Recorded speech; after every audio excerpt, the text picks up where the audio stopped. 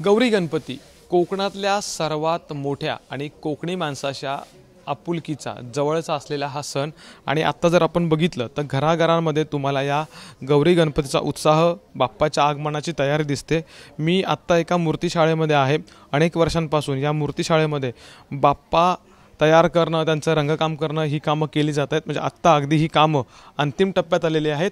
तसं म्हटलं तर अगदी 5 ते 6 दिवस आहेत 6 दिवस आहेत बाप्पाच्या आगमनाला आणि वेगवेगळ्या रूपातले बाप्पा इथं साकारले जात आहेत, रंगकाम केलं जातंय। काका पहिलं मला एक सांगा, किती वर्षापासून तुम्ही रंगकाम करताय? तो 6 वर्षापासून रंगकाम करतो। कशा कशा प्रकारच्या मूर्तींचं रंगकाम करणं किंवा म्हणजे काय म्हणतात भाविकांची मागणी कशी असते अशी? मातीमध्ये POP मध्ये अशी भाविकांची मागणी असते। हो, माझ्यासोबत या मूर्तीशाळेतले मालक देखील आहेत। मूर्ती वेगवेगळ्या स्वरूपातल्या मूर्तींची मागणी आणि अनेक वर्षांपासून तुम्ही हे सगळं साकारताय, बदलत गेलेला ट्रेंड कसा आहे सध्या? सध्या आता लोकांचा POPच्या मूर्ती जास्त वापरतात आणि त्याची मागणी असते आणि तरुणाईमध्ये सुद्धा POPची क्रेज आहे, त्यामुळे त्यांच्या मागणीप्रमाणे आम्ही पुरवठा करतो आणि सगळं ज्वेलरी त्याचं रंगकाम शेला पागोटे सगळं आम्ही त्यांच्या आवडीप्रमाणे करून देतो। शाडूच्या मातीची मूर्ती म्हणजे अर्थात मोठ्या मूर्ती ह्या POPच्या असू शकतात, पण शाडूची मातीची मूर्ती ही कोकणातल्या गणेशोत्सवाचं एक वैशिष्ट्य आहे। त्याची मागणी कशी आहे? हां, पारंपरिक जी लोक आहेत ते शाडू मातीच्याच मूर्ती वापरतात, पण आता तरुणाईमध्ये POPची क्रेज आहे, त्याच्यामुळे ते पण ते दोन्ही प्रकारचे वापरतात लोक।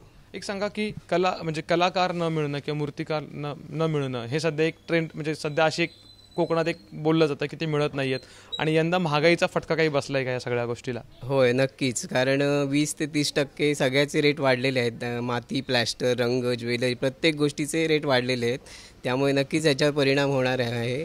तरी पण आम्ही त्याच्यातून मध्ये साधून ते आम्ही लोकांचा पुरवठा करतो आहे लोकांना त्यांच्या मागणीप्रमाणे। म्हणजे कोकणात एक आहे की यंदा थोडेफार का असे ना गणपती बाप्पाच्या मूर्ती यांच्या किमतीत वाढ झालेली असेल। हे चित्र आहे ना हे खूप इंटरेस्टिंग आहे। म्हणजे कोकणातल्या अनेक जे सध्या जगाच्या पाठीवर कुठेही असतील किंवा मुंबई पुण्यात किंवा शहरांमध्ये जी कोकणातली व्यक्ती आता पोट भरते त्यांना कदाचित हे चित्र बघितल्यानंतर त्यांना एका जुन्या आठवणीमध्ये रमले असतील। ही ताई आहे। ताई, कधीपासून हे सगळं काम करतेस? मला आता 2-3 वर्ष झाली काम करते ते आणि आवड आहे करायची, त्याच्यामुळे येते। कॉलेज सुटलं की कधी कॉलेज सुटतं आणि रंगवायला येते, असं होतं।